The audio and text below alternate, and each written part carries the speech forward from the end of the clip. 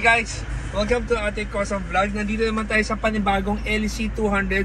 So guys, kung nakikita nyo pa ulit-ulit yung ginagawa natin, may pagkakaiba. So ngayon, bilisan ko na lang dito sa headrest. This is Ate Customs genuine leather high back seats na kinakabit namin sa mga LC200 and LC300 with this new center console. So kung mapapansin nyo sa kada vlog namin, iba-iba ang itsura ng center console namin. So ngayon, ginawa naming laminated na tong black wood na tong panel na to. Tapos itong ginawa naming matte wrinkled black, at saka dito laminated pa rin na black wood. So ang ganda ng itsura ng accent niya. So pag binuksan mo siya, ito siya. Lagayan ng USB port, pang saksakan cellphone, cup holders.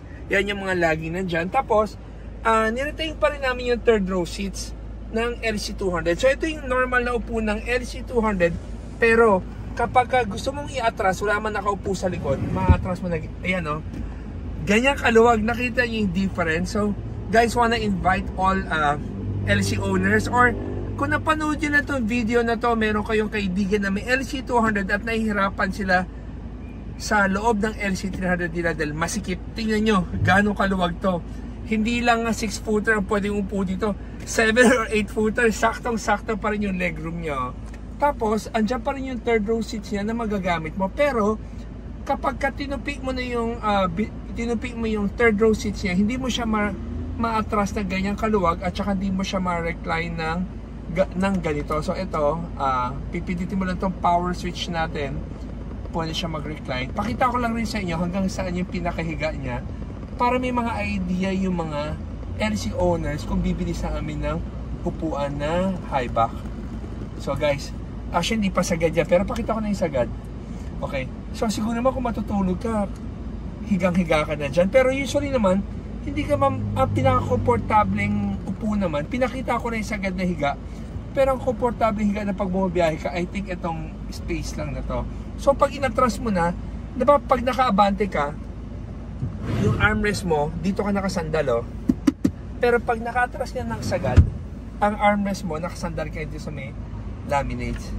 So guys, I hope na gusto nyo itong kathang isip ng Ate Customs, na gustong tuwan-tuwa kami i-share sa inyo. Pakita nyo pa yung sa buso na may next pa tayo. Naka-set up na ba yan? Hindi pa. Mamaya, guys, abangan nyo. After this, may isa pa kami LC200. Anong kulay ng upuan niya? Black Brown. ba?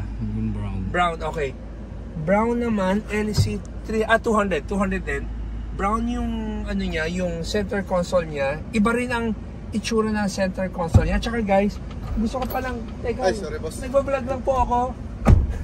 Si Joben. Anyway, ito pa, sa mga LC200 owner, I'm sure alam niyo yung imported brand na maganda yung pagkagawa pero mahal siya.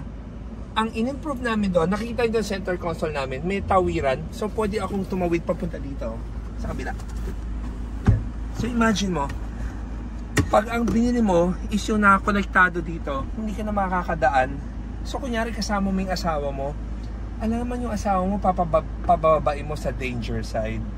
So maganda siya tingnan, pero sa practicality, syempre, mas maganda pa rin yung gawang local kasi pinag-isipan natin mabuti ano yung function ng ginagamit ng mga taga sa atin. So guys, thank you for watching our video, at sana huwag kayong magsawa, at yung mga hindi pa nakaka-subscribe sa channel namin, please subscribe our channel para dumami ang followers natin at ma-share nyo yung mga kathang isip ng Ate Customs. So guys, thank you for watching, and always remember, Jesus loves you and God bless.